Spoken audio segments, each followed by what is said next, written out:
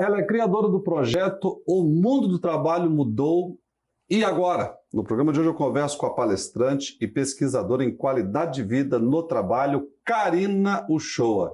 Karina, uma alegria recebê-la no programa Desafios. Muito obrigada, Eli. Eu quero te agradecer pelo convite e pela oportunidade para falar de um tema tão relevante. Privilégio receber. A Karina atualmente mora no Rio de Janeiro? Moro no Rio de Janeiro, mas eu fico ponte aérea com Espírito Santo, sempre em Guarapari quando posso. Então, mas vamos lá. Como nasceu esse projeto? Porque está muito dentro do contexto daquilo que nós estamos vivendo, já saindo da pandemia. Quando começou a pandemia, eu tive esse questionamento. Afinal de contas, o mundo do trabalho mudou. E agora, Karina, como é que a gente vai ficar? E aí, de repente, eu me vi, enquanto professora, palestrante, pesquisadora, no meu mundo, sem contato com as pessoas, sem oportunidade de trabalhar ao vivo e a cores, como a gente costuma fazer já há 17 anos, e de repente eu falei, isso aqui pode dar caldo, como a gente costuma dizer, e um amigo meu me sugeriu, por que você não vai para a internet? Eu falei, de jeito nenhum. E aí ele disse assim, eu vou contigo. E aí começou, no dia 8 de maio do ano passado, nós já estamos aí com mais de 100 horas de conteúdo gravado, não só na minha plataforma, como de parceiros. E se tornou um grande sucesso devido ao conteúdo, porque a Karina, ela tem direcionado, orientado. Não é isso, Karina? Eu costumo dizer que as lives passaram a ser lives de utilidade pública, porque a partir do momento em que a gente trabalha um tema que faz parte da vida de todos nós, por que não transformá-lo em algo mais acessível? Hoje nós temos aí números significativos do desemprego, crise na área empresarial. O que fazer? Ressignificar trabalho. O que significaria isso do ponto de vista prático? É dar uma direção, é dizer para a pessoa, olha, se você nesse momento, você que está aí nos assistindo, está desempregado, não fique desalentado, que são duas coisas diferentes, tá, Eli? Sim. Uma coisa é você não ter um emprego, outra coisa é você perder o sentido da vida. É porque você não pode associar, né, essa questão do desalento e acaba desmotivando mais a pessoa com a iniciativa. Sim, os casos de depressão, por exemplo, aumentaram muito. Ano passado, nós tivemos acesso a uma pesquisa que nós temos hoje em torno de mais de 20 milhões de pessoas no país com situações voltadas para a área de depressão, por exemplo. Então, muitos casos de transtornos mentais, pessoas que estão com problemas realmente gravíssimos e, para além disso, os casos nas empresas e nas instituições públicas. Muitos casos de assédio moral, muitas situações onde a pessoa se sente pressionada para fazer determinadas coisas e isso ultrapassa a possibilidade de você viver bem. Qualidade de vida é isso. Perdi meu emprego. Não estou conseguindo. Estou batendo em várias portas, Karina, e estão todas fechadas, mas eu preciso cuidar da minha família. O que fazer? Tem que buscar ajuda. A gente tem diversas formas, hoje a internet ajuda muito nisso, né? Você pode, por exemplo, falar de uma dona de casa que trabalhava, que tinha o seu dia a dia, mas que faz um bolo maravilhoso. Por que não transformar isso num negócio?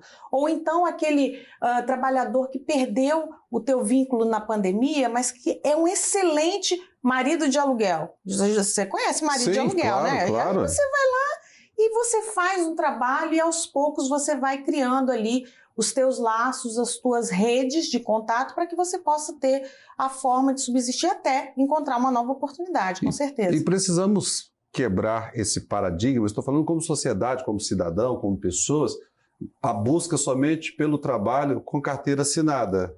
Exato. Porque é o que você está falando, do prestador de serviço, a dona de casa que vai fazer o bolo, que através desse bolo pode nascer um grande negócio. Exatamente. Nós temos um cadastro que chama-se Cadastro Geral de Ocupação, eu diria, ou seja, é o CAGED, né? Então, toda vez que a gente faz uma pesquisa nesse cadastro, a gente percebe que existem várias oportunidades de trabalho, mas para a surpresa de muita gente, às vezes tem emprego, mas não tem o profissional. Então, por que não preparar-se para aquela vaga, por exemplo? Às vezes a pessoa fica na dúvida, mas eu fiz uma faculdade, eu não vou trabalhar num emprego que eu considere menor, entre aspas. Não existe isso. Todo emprego é digno. E eu vou dizer uma coisa muito assim, da minha carreira. Quando eu iniciei na faculdade, eu fui fazer um estágio voluntário. Aquilo para mim era uma realização pessoal. Eu fui ser estagiária na Procuradoria-Geral do Estado de São Paulo. mas eu precisava de um dinheiro para poder também pagar as minhas despesas de faculdade. E aí eu fui trabalhar na C&A, uma loja de departamento, onde eu trabalhava ensacolando mesmo lá no balcão. Isso para mim é super digno e faz parte da minha trajetória. Então é uma coisa que a gente não pode relevar. E você falou sobre algo que me remeteu lá na minha infância. Meu pai, quando me ensinou sobre trabalhar, ele falou assim: se você conseguir, meu filho, um local para você trabalhar, de graça, vá. Isso aí. Porque você vai aprender uma profissão. Exato, exatamente. E às vezes é um dos desafios, a gente não vai conseguir uma colocação naquela área que nós dominamos, mas aonde abriu a porta, entra, não é isso? Exato, e dali eu fui convidada para ser do setor jurídico, não troquei meu trabalho voluntário, continuei sendo voluntária durante mais de 2 anos e faz parte da minha vida, faz parte da minha história. Agradeci e continuei onde eu estava voluntariamente, ou seja, dentro da nossa carreira, a gente sempre tem que buscar uma segunda opção. Por que não? A gente não pode ter vergonha, os trabalhos são dignos, todos, eu sempre falo isso, e a partir do momento em que você se dedica àquilo que você faz, a sua carreira acontece. E outra coisa, no mercado de hoje, não tem mesmo, Karina, lugar para aquela pessoa que só faz uma coisa. Exato. Muitas empresas no Brasil, na pandemia, não só no Brasil, como no mundo inteiro, elas tiveram que encerrar suas atividades. Sim. Então, o empresário, que para muitos pode estar numa posição privilegiada, ele também tem contas a pagar, ele tem famílias que dependem dele, não é uma família dele, mas as famílias dos empregados, das empregadas. Então tudo isso tem que ser visto de uma maneira muito humana, com muito amor e principalmente com muita solidariedade.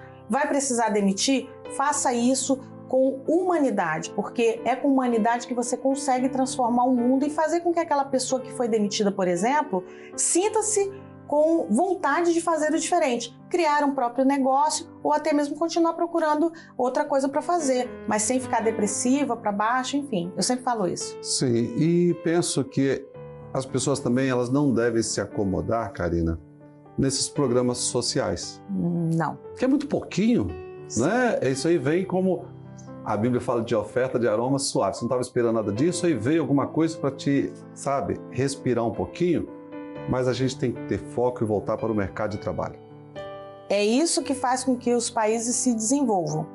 Existem países, por exemplo, na Europa, que têm políticas que a gente costuma dizer que são políticas assistenciais, que é bem diferente do outro termo que muita gente utiliza, que a gente não vai falar aqui hoje. Mas quando você fala de política assistencial, é para dar assistência. Então você tem um período, faça desse período um período onde você vai continuar buscando com aquela ajuda, mas não dependa daquilo eternamente, porque uma hora aquilo acaba e você vai ficar sem nada. Então eu sempre falo, e você me pediu aí, no primeiro momento você pediu assim, o que as pessoas devem fazer?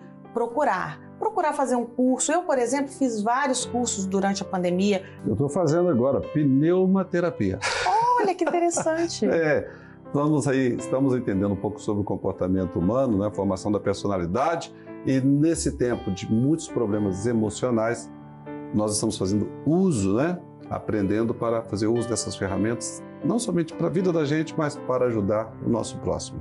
Fundamental fazer isso sempre. Foi a minha proposta inicial. Se é para eu ir para a internet, colocar minha carinha lá para milhões de pessoas assistirem, que seja por uma boa causa. E essa boa causa é poder ajudar as pessoas, que eu sinto que estou fazendo. E é por isso que nós trouxemos a Karina aqui para dar essas dicas bacanas para vocês que estão em casa.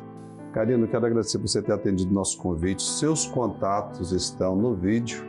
Inclusive, vocês estão em casa, podem acompanhar as lives da nossa querida Karina Uchoa. Sejam muito convidados sempre e muito obrigada pelo convite, Eli, foi um prazer. Privilégio recebê-la aqui, tá Obrigada. bom? Forte abraço. Obrigada. Para você que está em casa, Karina Uchoa, ela é palestrante e pesquisadora em qualidade de vida no trabalho, mas criadora do projeto O Mundo do Trabalho Mudou. E agora? Não fique acomodada. A Bíblia nos ensina, do suor do teu rosto comerás. A vida não é fácil.